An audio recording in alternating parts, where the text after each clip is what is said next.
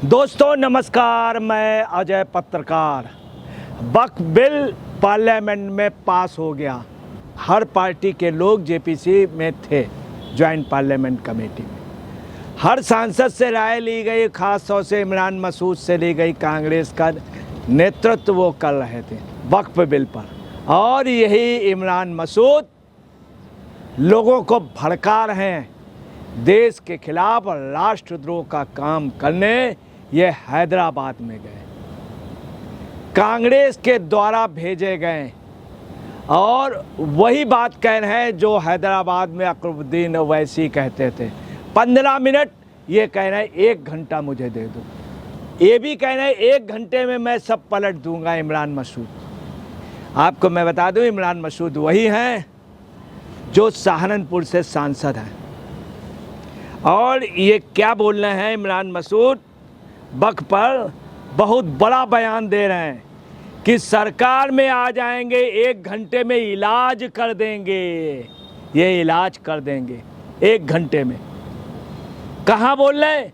UP में हिम्मत नहीं है, योगी के सामने हिम्मत नहीं है। कहाँ? हैदराबाद में जाकर के।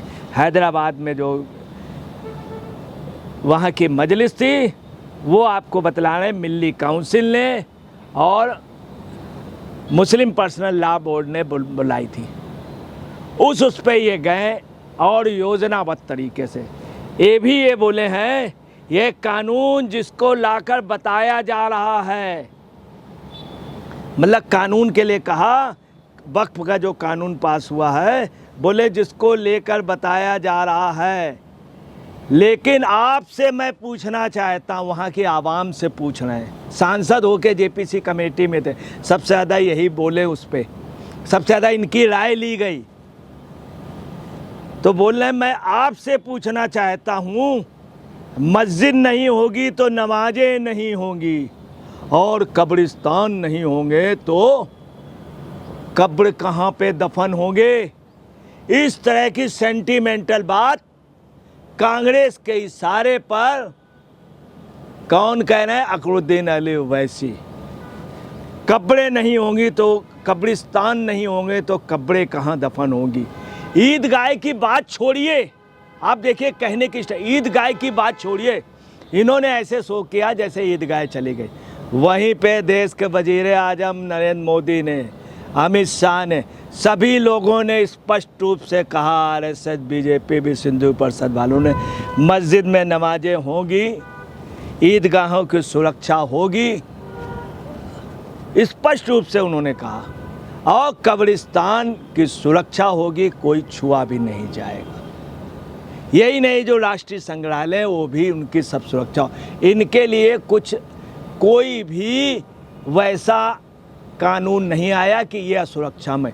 ये देश का प्रधानमंत्री भी, राष्ट्रपति ने इसीलिए पास किया। ऐसा संभव भी नहीं है, मगर इस तरह से गलत बात करके हुस्काना, उसकी वजह यह है चूँकि ये लोग अपना बहुमत खो चुके हैं, और ये पूरी योजनाबद्ध तरीके से इमरान को आगे करके सेकेंड अकबरुद्दीन ओवैसी या जिन्ना भी हैदराबाद में उसी जगह बोले थे, अकबरुद्दीन ओवैसी भी बोले थे औरंगाबाद में उसी ऐसा ही, और ऐसा ही इमरान मसूद बोल रहे हैं। आगे इमरान मसूद क्या कहते हैं, क्या कह रहे हैं? दुआ करिए हम लोग आ जाएं। अरे दुआ तो कबूल होती है, मगर ऊपर वाला दुआ उन्हीं की सुनता है जो जायज़ हो। ऊपर वाला ऐसे लोगों को नहीं दुआ तस्कीम करता है जो दंगा फैला दें या 1 घंटे में सब कुछ पलट दें। कह रहे हैं दुआ करो कि हम लोग आ जाएं, मतलब अपने लिए कह रहे हैं, कांग्रेस के लिए। समुंदर में तूफान बहुत है, बड़े उससे बोले शायरान, समुंदर में तूफान बहुत है, जब तूफान हो तो तूफान का मुकाबला बड़े जहाज से करना होता है। ये भी समझा रहे हैं, और कह रहे हैं तब इन किश्तियाँ नहीं कर पाती हैं, इन किश्तियों के सवालों, इन किश्तियों को संभालो और इनको छोड़कर जहाज की तैयारी के लिए तैयार हो जाओ। सिर्फ एक ही रास्ता मुकम्मल है। ये बात कर बहुत बड़ी बात है, साजिश है। हताश कांग्रेस ने इनको भेजा है। और किश्तियों का मतलब है Samajwadi party, AIMM, TMC, DMK, इन सब से नेतृत्व कांग्रेस छीनना चाह रही है और कह रही है ये प्रतिनिधि भेज के कि इन किश्तियों का सहारा छोड़ो, बड़े जहाज। अब यहाँ बड़े जहाज का इनका मतलब है कुछ बड़ा करने जा रहे हैं, ये बहुत बड़े पैमाने का। जो बड़े बड़े पानी के जहाज होते हैं सब सामान लाद लेते हैं। ये कुछ बड़ा करने जा रहे हैं, कुछ छोटा मोटा नहीं जो TMC या DMK, ये बहुत बड़ा पैमाने पे जो जिन्ना ने किया था, जिन्ना ने भी एक नारा दिया था डायरेक्ट टू एक्शन, बाद में उसको कह दिया था राइट टू एक्शन। ये इस तरह का कुछ करना चाह रहे हैं जैसे पानी का बड़ा जहाज स्टेट चलता है। आंधी स्पष्ट इनका इशारा है। और इन्होंने क्या कहा आगे देखिए, इमरान मसूद, राष्ट्रद्रोह की कार्रवाई होनी चाहिए इनके ऊपर। ये सब स्क्रिप्टिंग जो है वो कहाँ से लिखी गई है? कांग्रेस के मुख्यालयों से, जिसमें 2 महिलाएं और एक नौजवान, बूढ़ा नौजवान है और एक बुजुर्ग है, बूढ़े 6 फीट लंबे, कर्नाटक के। आगे ही क्या कह रहे हैं कि जहाज की तैयारी कीजिए और एक ही रास्ता, ये स्पष्ट बताना है कुछ बड़ा करने जा रहे हैं और गलत बड़ा करने जा रहे हैं। और ये बात आपसे करना चाहता हूँ, उन्होंने आवाम से कहा मैं बात आपसे करना चाहता हूँ। क्या कह रहे हैं? जिस दिन आ जाएंगे मतलब समझे, जिस दिन अपने आप में आ जाएंगे, जिस दिन अपने आप में आ जाएंगे, 1 घंटे में इलाज करना जानते हैं, ये 1 घंटे में इलाज करना जानते हैं। जिस दिन अपने आप में आ जाएंगे।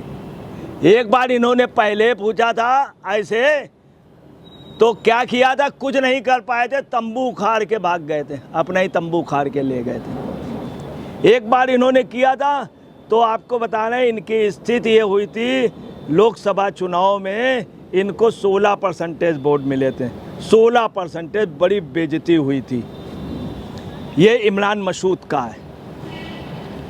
आगे ये क्या कह रहे हैं? इसके भी आगे कह रहे हैं अब इसके बाद ये डर गए जब इनको एहसास हुआ कि योगी हैं यूपी में, क्योंकि लौट के भी जाना है, लौट करके भी जाना है।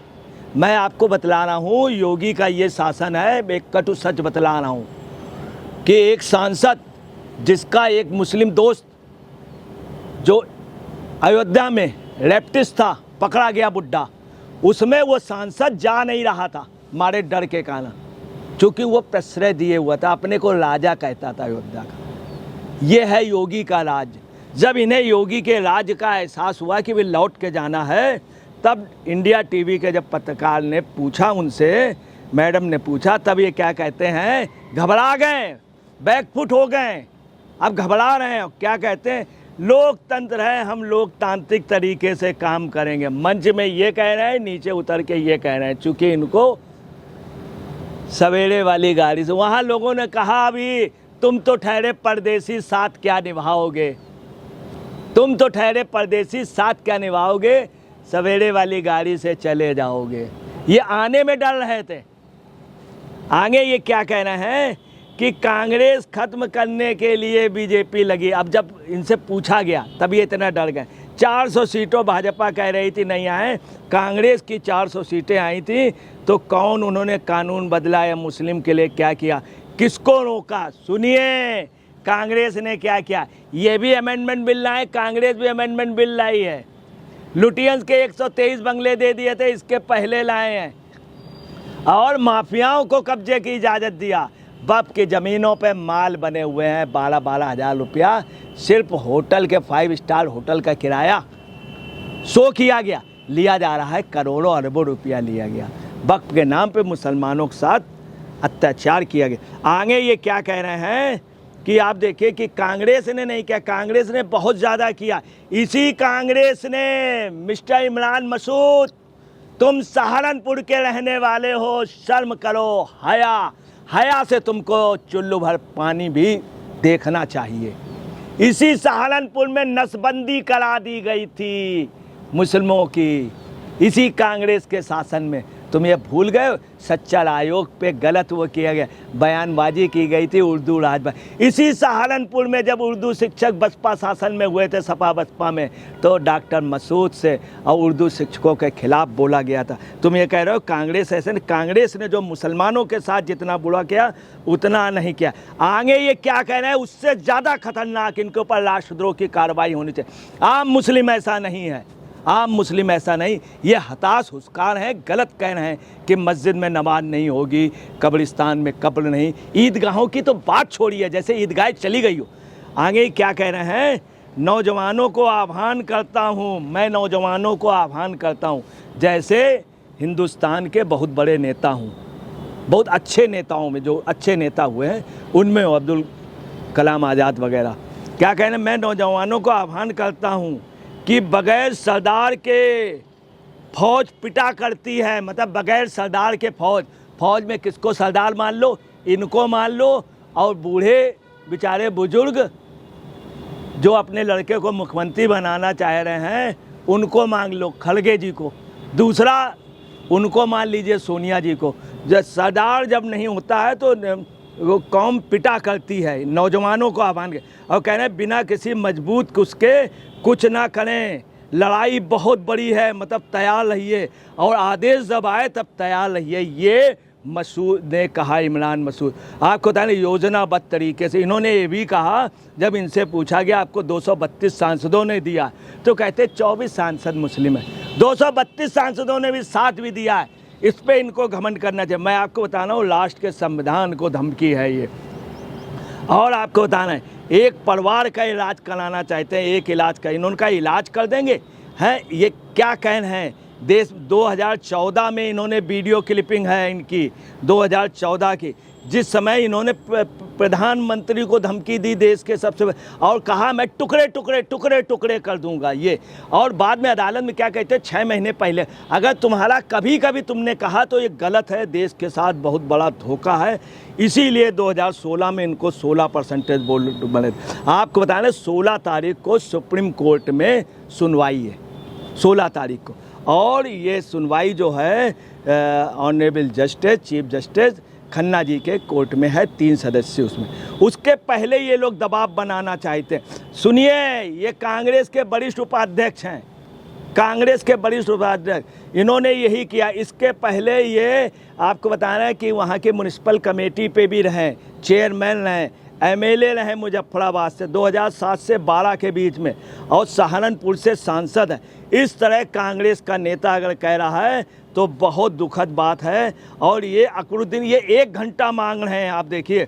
ये सुनिए, मैं आपको बता रहा हूँ, इनको कांग्रेस से निकाला गया बेइज्जत करके, सपा से बेइज्जत करके निकाल गया, बसपा से मायावती ने 1 मिनट में फेंक दिया दूध की मक्खी के तरीके। इनका हर जगह यही है, हिटमैन है, ये भाग जाते हैं, कर कुछ नहीं पाते, तंबू उखाड़ लेते हैं, या खंबा ये जो है तंबू का वो उखाड़ लेते हैं। और आपको बतलाना यही नहीं, इनके बारे में बता दें, इनके जो सबसे अच्छे दोस्त हैं वो कौन है, अकरुद्दीन अली ओवैसी। अकरुद्दीन अली ओवैसी, अकरुद्दीन ओवैसी ने कहा था 15 मिनट मुझे दे दो, 15 मिनट के लिए पुलिस हटा लो। ये 1 घंटा कहना है। ये पूरा मैं आपको बताना है, देश को तोड़ने की, देश को आग में झोंकने की, यही ये लोग बंगाल में कर रहे हैं।